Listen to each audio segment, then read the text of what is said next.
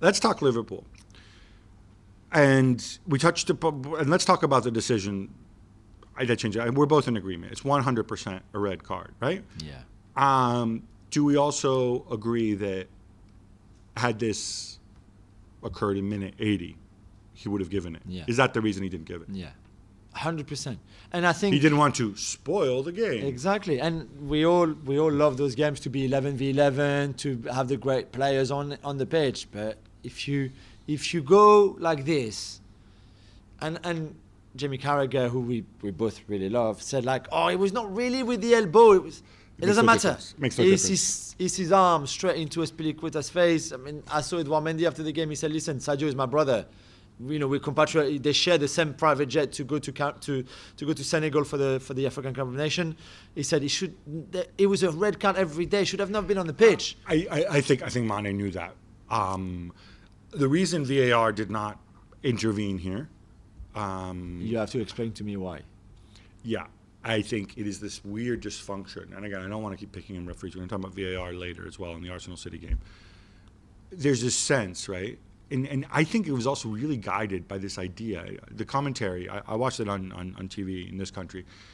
They're like, oh, well, in the City game, right? When they call him over to the VAR, oh, and you know what that means? It's going to be overturned. It shouldn't mean that.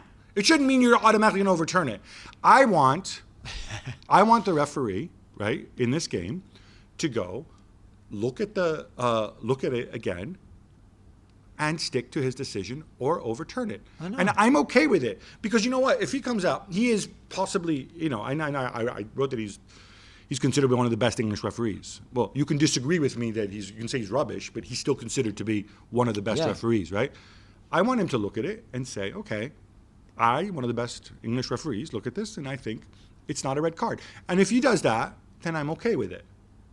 But give him another chance at least. I know. But he should. I think by himself, he should have said, you know what? Let me go and have a look. It doesn't need for VR to say go and have a look. He could say like, I need to go and have a look. Because and it would be humble. It would be humble if people did this. But we've gotten into this stupid idea where somebody said, oh well. Remember originally they didn't even have on-field reviews, right? Yeah. Originally it was like, oh no, well it's clear and obvious, so there's no debate. No, I want the experienced guy on the pitch making the decision. Because, he's human. Maybe he didn't see it as well as he thought he did. Yeah. Maybe he's sitting there right now having reviewed it and says, man, I really should have sent him off. Exactly. So early in the game that maybe he's not into the game and he got surprised. I think we were all surprised. Tuchel was fuming like I've rarely seen him. More than, for example, when VAR reviewed the Kovacic goal for that potentially offside, where he lost his shizzle completely on that, which was really funny.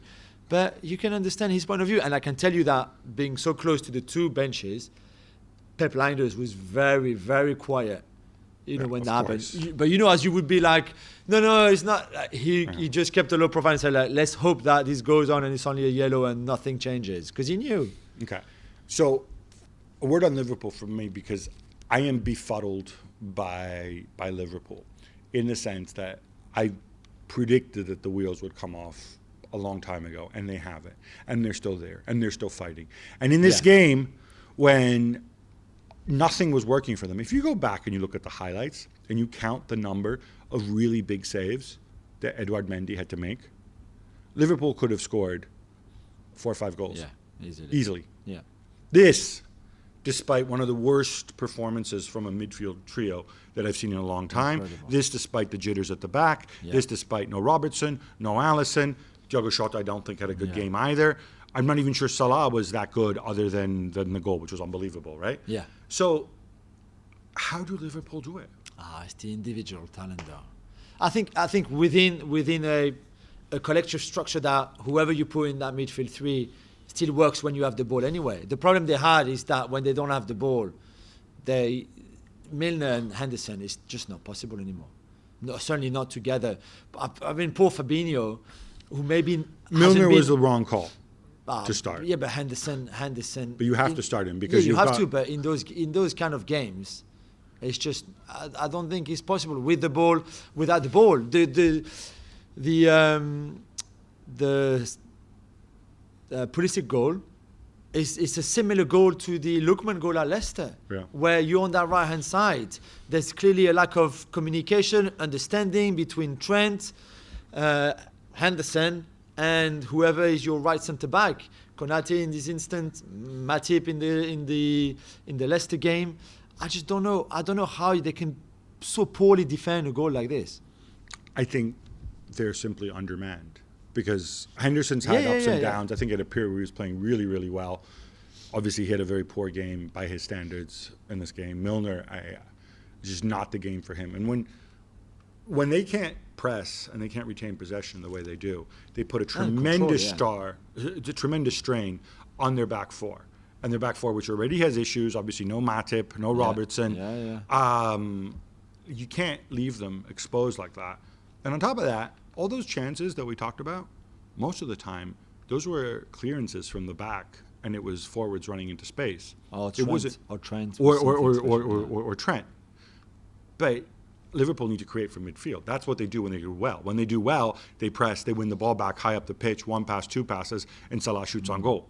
This didn't happen. No. And I think Tuchel deserves some credit as well for dropping Jorginho onto the bench. And Jorginho, as great as he's been and as a great mind player and dictating the pace of a game, in a game like this, all you needed was intensity. But when you have fit Conte, it helps. And fit Kovacic. And that's how you realize watching that game, where would Chelsea be now had Conte? And I know everybody has injuries, so it's a bit far-fetched to see it that way. But still, Conte and Kovacic had been fully fit. Conte had played 14 games, played 17 games and missed 14 this season already. And with him, it's such a complete different team. It's unreal. It's like, it's not dissimilar to the second half of last season, to be honest. It's, everything will improve, though, for Liverpool once Gini Wijnaldum comes over on loan from Paris Saint-Germain in January. And as soon as Senegal and Egypt are obviously out of AFCON, because without them... Tough road ahead. Thanks so much for watching ESPN on YouTube. And for more sports highlights and analysis, be sure to download the ESPN app. And for premium content and live streaming, subscribe to ESPN Plus.